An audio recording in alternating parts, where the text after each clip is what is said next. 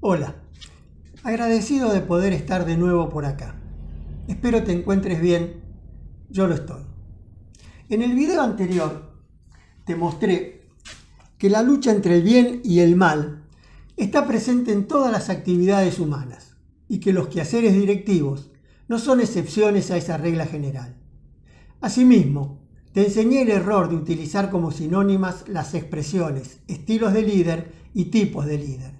Y como novedad, clasifiqué estos últimos en orden al grado de capacidad moral de los directivos. En esta oportunidad, trataré la naturaleza dañada del ser humano, junto a su capacidad moral. Y abordaré los atributos, características y comportamientos que definen a los tres tipos de líderes incluidos en la mencionada clasificación. Al encarar el tema de la naturaleza dañada, es necesario comenzar por explicar a qué me refiero cuando uso esta expresión. Dada la finalidad de este ciclo de capacitación, considero que una definición alejada de tecnicismos es la mejor opción. El término naturaleza dañada o naturaleza caída representa la predisposición al mal que tiene el ser humano. La expresión alude a una tendencia universal, la inclinación de las personas a buscar primero lo propio, incluso a costa de lo justo o lo verdadero. Esta naturaleza dañada no es producto exclusivo del entorno, sino una condición constitutiva que se manifiesta también en situaciones favorables.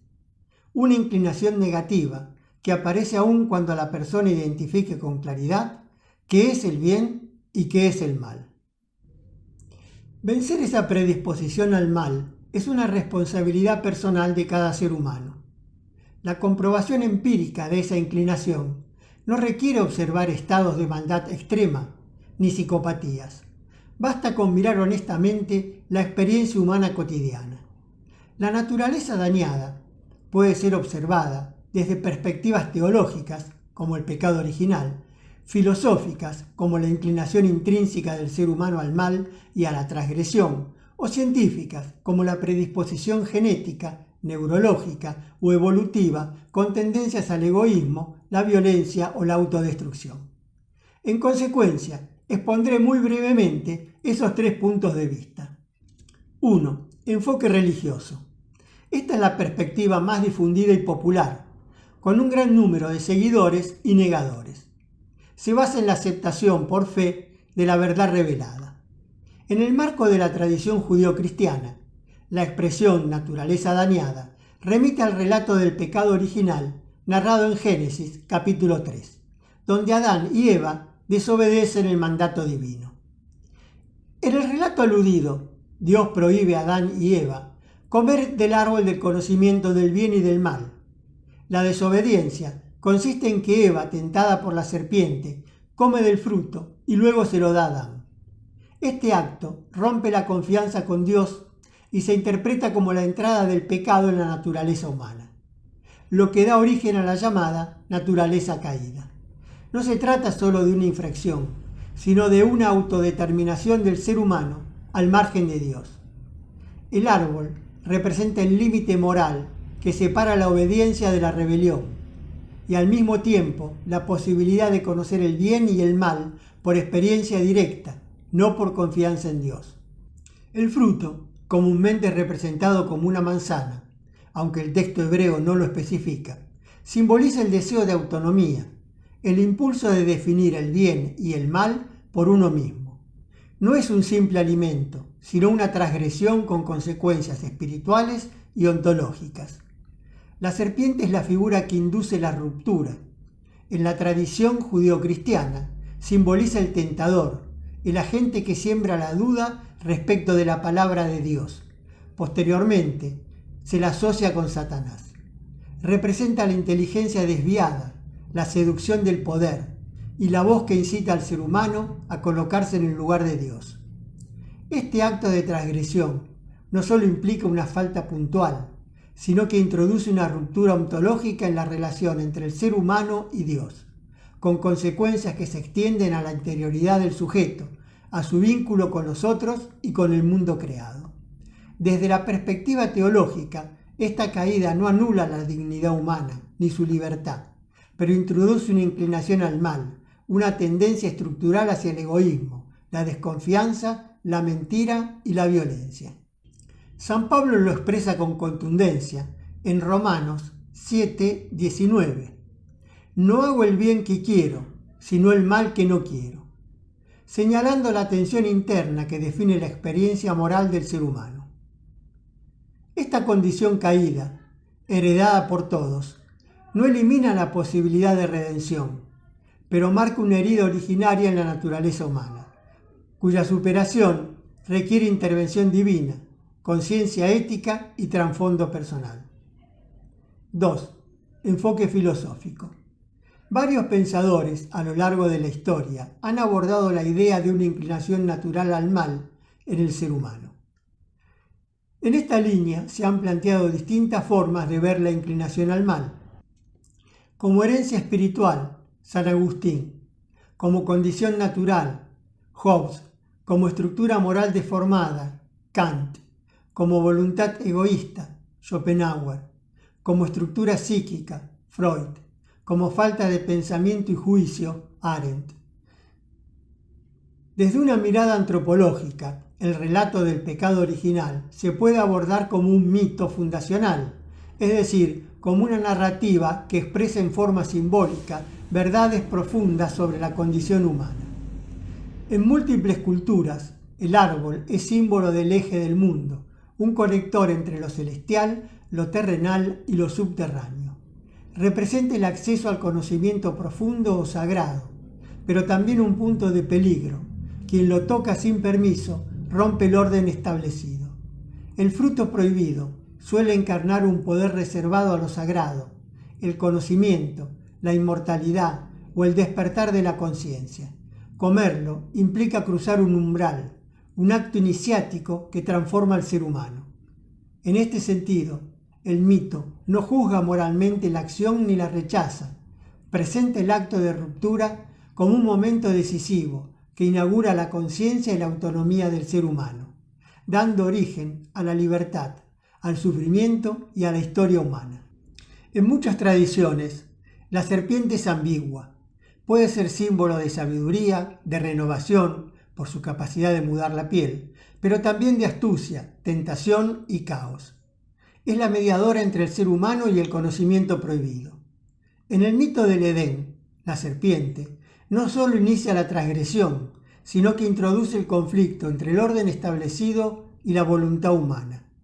Desde esta óptica, el jardín del Edén representa un estado de inocencia originaria, mientras que la desobediencia simboliza el ingreso a la autoconciencia moral, el momento en que el ser humano reconoce el bien y el mal, la responsabilidad y la culpa. Algunos filósofos interpretan este relato como una mitología de la culpa, que no describe un hecho histórico, sino una estructura arquetípica, el ser humano como sujeto dividido, capaz de desear el bien y actuar en su contra.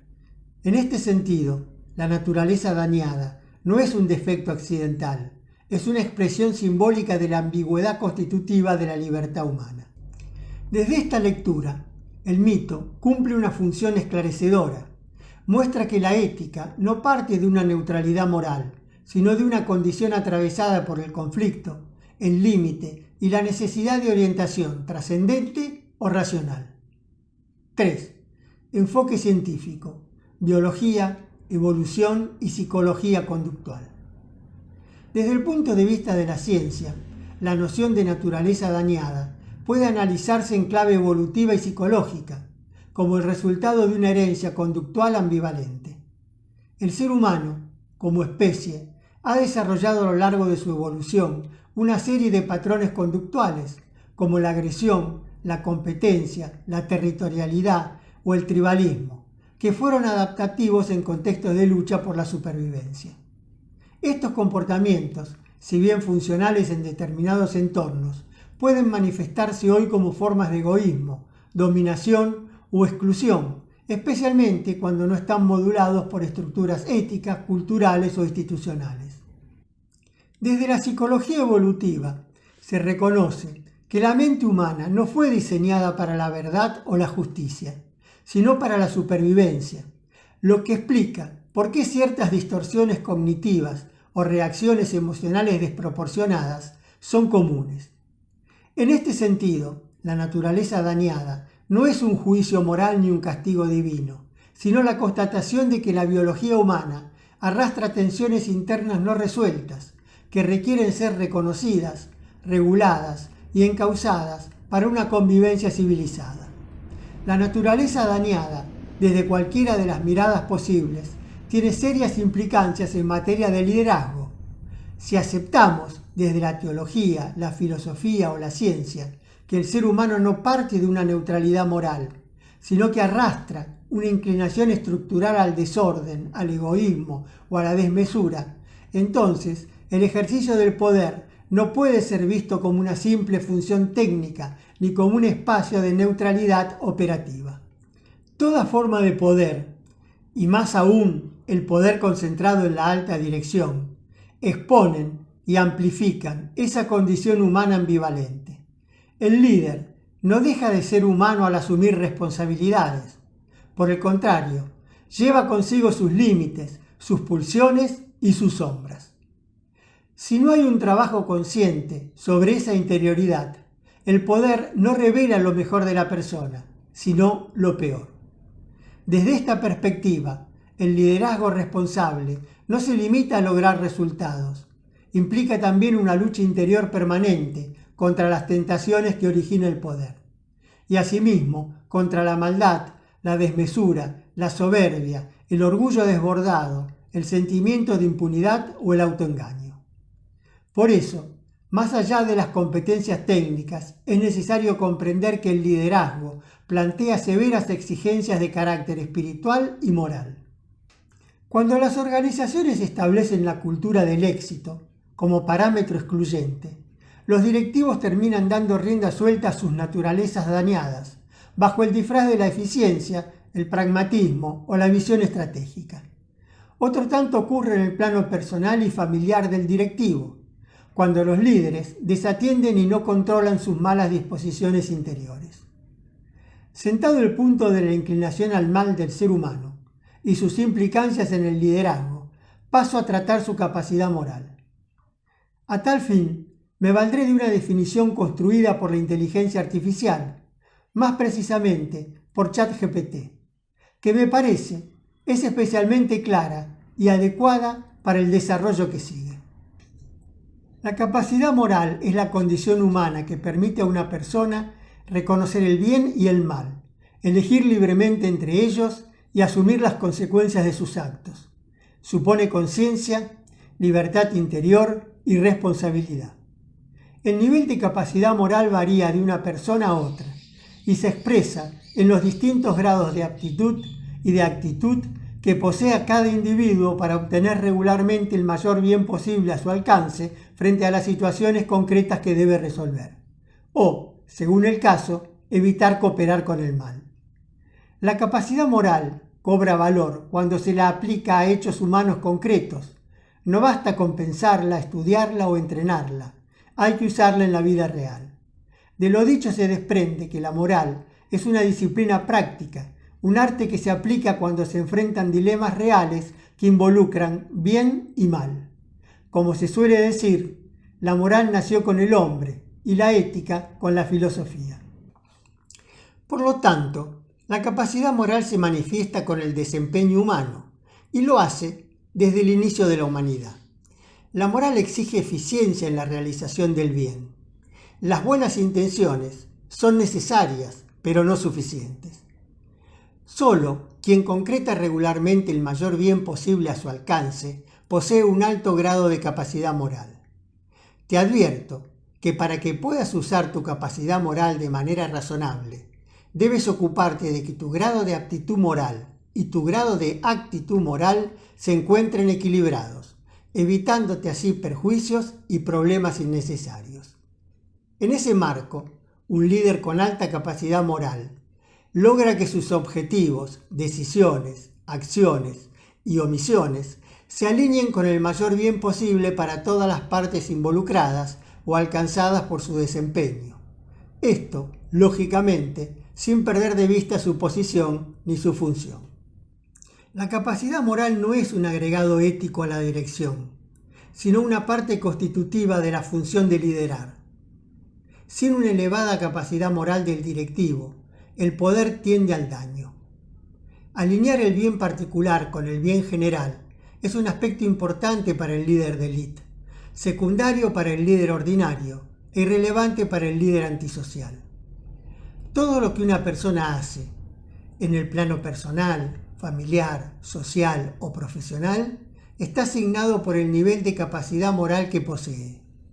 De ahí la importancia de cultivar la moral y elevarla al máximo posible.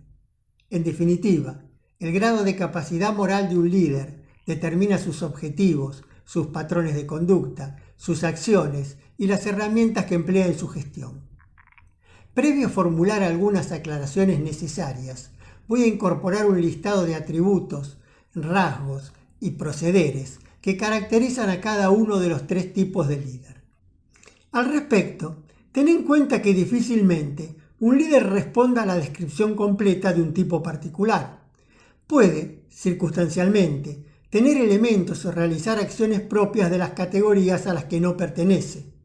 Nadie es completamente de un tipo, ni está condenado a seguir siéndolo. Además, muchas de las características negativas del líder ordinario se superponen y magnifican en el caso del líder antisocial. Por otro lado, no he tenido la idea de confeccionar un catálogo exhaustivo, ni mucho menos. El origen del listado que elaboré es la lectura que hice de la realidad, de acuerdo con mis experiencias personales y profesionales. Asimismo, consideré las muchas y valiosas experiencias que me fueron relatadas por terceros. También han influido en la confección del listado las agudas observaciones que recibí de mis 3 antiguos y entrañables mentores, cuyos consejos aún hoy echo de menos. El material que preparé te ofrece un punto de vista antagónico al políticamente correcto y te ayudará a hacer tus observaciones y sacar tus propias conclusiones. La motivación principal que me impulsa a exponer aquí mi mirada sobre la alta dirección y el liderazgo es ayudarte a entender ciertas cosas veladas del mundo del poder y las relaciones interpersonales. Vale decir, aquellos asuntos que resultan inexplicables para las personas íntegras que carecen de los conocimientos y las experiencias necesarias para lidiar con los rufianes que habitan en el mundo del liderazgo. Asimismo, suministrarte elementos que te sirvan para identificar a los tipos de líderes, para conocerte a vos mismo y para trazar tus planes de mejora personal y directiva. De más está decirte que las tipologías que incorporo a continuación no debes usarlas para juzgar con liviandad a las personas y descalificarlas sin más, ni para negarte a la posibilidad de que mejoren. Primero, el líder de élite o completo. Solo pueden acceder a esta categoría quienes han desarrollado una alta capacidad moral. La elevada capacidad moral es el producto de una severa y exitosa preparación destinada a restaurar la naturaleza dañada. Y los creyentes sabemos que esto requiere que el Altísimo participe de los trabajos. La dimensión ética alcanzada por el líder de élite le permite resolver con prudencia los conflictos de intereses entre el bien común y el bien particular, sin perder de vista las responsabilidades primarias a su cargo. Su profundo sentido del deber lo lleva a adquirir una formación técnica acorde con todos sus ámbitos de liderazgo. Esto le permite actuar con eficiencia en sus labores profesionales y también en la dirección de su familia y su vida privada. Evalúa el impacto de sus decisiones sobre todos los intereses legítimos que son alcanzados por las mismas. Es exitoso a la hora de detectar y concretar el mayor bien posible a su alcance. Los líderes de élite son una minoría en el conjunto de directivos. De este tipo de líder es esperable que conduzca como un hombre virtuoso, entienda que su posición lo convierte en un ejemplo y obre en consecuencia, sea creíble, confiable y cuando por derecho corresponda, meticulosamente obediente. Tenga el carácter para enfrentarse con gente poderosa, no sea quejoso ni criticón, fije objetivos elevados, pero razonables, y los concrete. Trate a las personas con respeto, empatía y paciencia. Se comunique con claridad, busque la verdad, actúe con libertad, cumpla su palabra, reconozca los logros y méritos ajenos, otorgue premios y aplique castigos con justicia, sepa decir que no, sea reservado en el más amplio sentido, utilice con sabiduría las redes de poder e inteligencia a su disposición, soporte que lo vigilen, que utilicen dispositivos ocultos para escucharle y que le planten mujeres como carnada. Domine los impulsos emocionales y evite que sus genitales influyan en sus decisiones. Cuide su cuerpo, su alma y su espíritu. Resguarde su salud del estrés directivo, cumpla en tiempo y forma sus obligaciones familiares y lleve una vida privada honesta y ordenada. Impacto organizacional del líder de élite. Funda culturas institucionales virtuosas donde se promueve la excelencia, el mérito y el respeto por la persona. Evolución del líder de élite. Es el resultado de un largo proceso de desarrollo permanente y continuado a lo largo de toda su existencia. No se nace líder de élite, se llega con una preparación específica que incluye humildad, conocimiento, entrenamiento, experiencia y un propósito trascendente. Costado espiritual del líder de élite. Uno de los temas que los cultores de la corrección política organizacional más se empeñan en ocultar es la importancia de la espiritualidad del líder y su incidencia en las formas de capacitarse y liderar. En general, el motor que impulsa a un hombre a ascender hasta las cumbres del desarrollo humano es una fe madura en Dios o, más allá de las distintas denominaciones en uso, una creencia firme en un principio o potencia creadora del universo de naturaleza superior a la condición humana. La fe en una divinidad y en la inmortalidad del alma mueven al líder de élite a forjar muchas de sus principales características virtuosas. Este tipo de líder posee una vida espiritual profunda y sostenida, más allá de cualquier afiliación religiosa o iniciática. Reconoce la existencia de una dimensión trascendente y se esfuerza por estar alineado con ella. Cultiva el plano metafísico, construye su templo interior, practica el silencio, la humildad verdadera y el discernimiento espiritual. Procura alcanzar la santidad, la divinidad del ser, la teosis o la perfección humana, según las diferentes opciones que ofrecen las principales tradiciones. Tiene conciencia de que su rol directivo excede lo funcional, sabe que está al servicio de un propósito superior. Su vínculo con lo espiritual le da lucidez ante las tentaciones, fortaleza en las adversidades y paz frente a las decisiones difíciles. Segundo, el líder ordinario o incompleto. Es poseedor de una capacidad moral media, producto de un desarrollo interior estándar. Su nivel intelectual varía y su preparación técnica se suele limitar al ámbito profesional. Puede ser eficiente en contextos corporativos, mientras que su desempeño familiar, social y personal tiende a ser mediocre. Los líderes ordinarios, como su nombre lo indica, integran el sector mayoritario de los directivos. Es esperable de un líder ordinario que carezca de firmeza moral, tenga un escaso compromiso con la búsqueda del bien, sea un mal ejemplo, deseche a las personas íntegras y capaces, se rodee de obsecuentes e individuos que no le hagan sombra, sea servil con sus superiores, manipule y use a las personas que lo acompañan, sea indiscreto, abuse de las redes de poder e inteligencia que administre, incumpla su palabra, adquiera compromisos que no piensa honrar, desprecie la búsqueda de la verdad, se valga de relatos distorsionados, se robe el trabajo y los méritos de otros, hable mal de quienes no están presentes, caiga en las tentaciones propias del éxito y el poder, ostente sus logros y su estilo de vida, permita que sus pulsiones sexuales influyan en sus decisiones, descuide su salud, lleve una vida privada desordenada, abandone o delegue sus deberes familiares y, finalmente, termine dañando a su familia y a su persona. Impacto organizacional del líder ordinario. Promueve culturas mediocres, desconfiadas y burocráticas, donde predomina la apariencia, el temor, la desconfianza y los conflictos interpersonales. Evolución del líder ordinario. Tiene potencial de mejora, si asume con humildad sus límites y acepta una crisis como oportunidad de transformación. Sin embargo, suele resistirse al cambio. La naturaleza dañada, no restaurada, juega acá una marcada influencia. Costado espiritual del líder ordinario. Este tipo de líder suele vivir con una espiritualidad tibia, superficial o directamente ausente. Puede repetir fórmulas religiosas o posturas morales, pero carece de una vida interior verdadera. En el mejor de los casos, mantiene una creencia pasiva en un orden superior, aunque sin compromiso real con sus implicancias. Las creencias deístas le sientan bien. En otros casos, ignora o desprecia la dimensión espiritual de la vida, lo que lo deja vulnerable a idolatrar el poder, el éxito o el placer. Cuando sufre reveses, no encuentra sentido en el dolor ni guía en la incertidumbre. En síntesis, el líder ordinario suele elegir la vulgaridad del personaje Homero Simpson y la adapta a la vida real.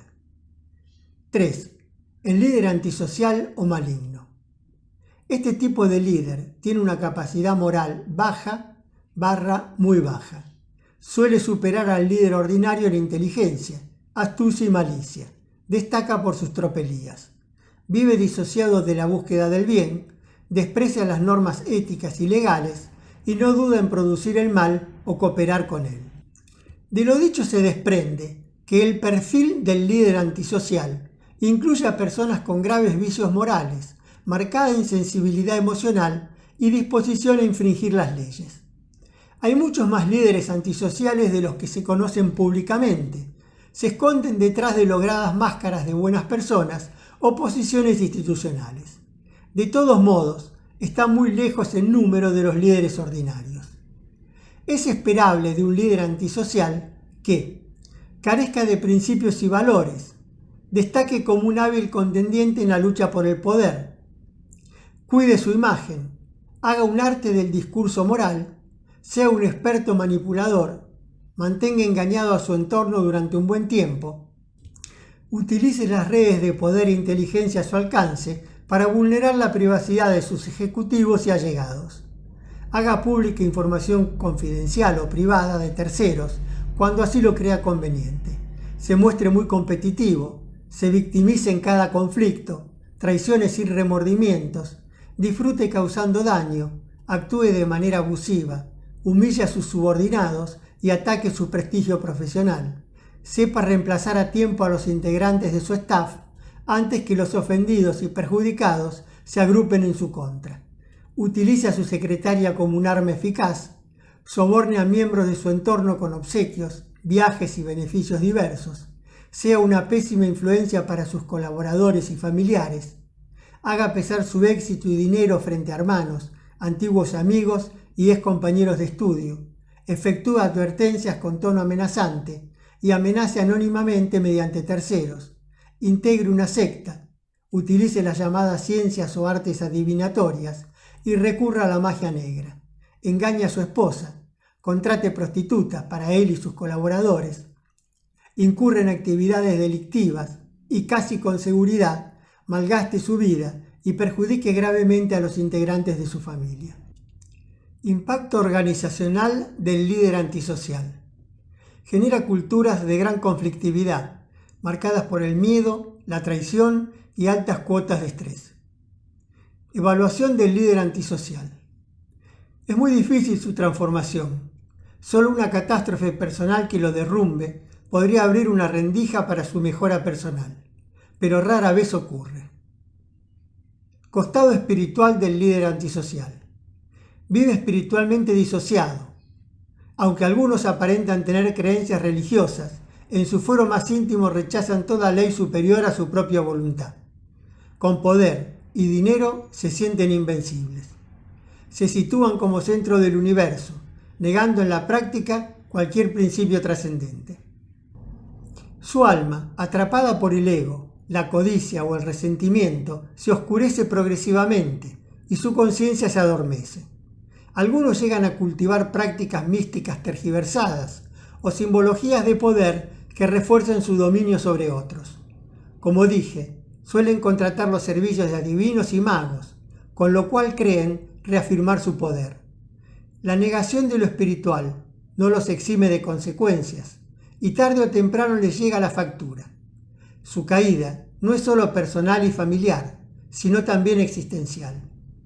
Fácil es advertir que mis descripciones de los líderes ordinarios y antisociales poco tienen que ver con las caracterizaciones del líder ético y empático que efectúan los autores, mentores y capacitadores del arco políticamente correcto. No busco que adhieras sin más a mi opinión disruptiva. Sí pretendo que consideres nuevas perspectivas que te ayuden en el difícil mundo de la alta dirección. Lo que sí te pido es que aceptes que si yo estuviera en lo cierto, en uno de los 3 tipos de líder que describí, se jugará el destino del directivo, de la persona que lo encarna y de su familia. Y para finalizar, quiero alertarte para que seas extremadamente cuidadoso a la hora de reconocer la condición de líder de élite en una persona. El juego de la alta dirección está lleno de actores y personajes con vidas simuladas. Así que desde ya te prevengo, ni los ritos que se practiquen, ni los cargos que se detenten, sean religiosos, iniciáticos o profanos, garantizan por sí solos una alta capacidad moral. La valía moral es estrictamente personal y debe ser probada por el fuego y el acero. Y más te vale saberlo, porque la alta dirección no es para gente confiada. Es todo por hoy. Hasta la próxima.